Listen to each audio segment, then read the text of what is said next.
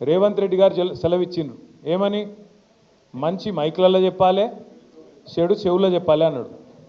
నేను రేవంత్ రెడ్డి గారికి చెప్పేది ఏంటంటే మంచి మైకులో చెబుదామంటే ఫస్ట్ నువ్వు చేసిన మంచి అయితే ఏం లేదు, రెండవది మైకులో చెబుదామంటే కరెంట్ కట్ అవుతుంది.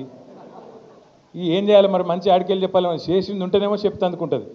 ఇక చెడు చెవుల్లో చెప్పుడు మొదలు పెడితే రేవంత్ రెడ్డి గారు నువ్వు చేసిన చెడు హైడ్రా బాధితుల నుంచి మొదలు పెడితే, భూముల మీద నువ్వు చేస్తున్న దౌర్జన్యాల నుంచి మొదలు పెడితే, ఇవాళ ఆర్ఆర్ ట్యాక్స్ నుంచి మొదలు పెడితే, నీ అవినీతి వల్ల ఇవాళ కుప్పగూలిన శ్రీశైలం సొరంగం నుంచి మొదలు పెడితే, మొన్ననే కొట్టుకపోయిన పెద్దవాగు నుంచి మొదలు పెడితే, లెక్కలేదు మునిగిన వట్టెం పంప్ హౌస్ నుంచి మొదలు పెడితే, చెడు ఎప్పుడు స్టార్ట్ చేస్తే నీ చెవిలా రక్తం గారుతుంది, యాది పెట్టుకోని చెప్తున్నాను నేను.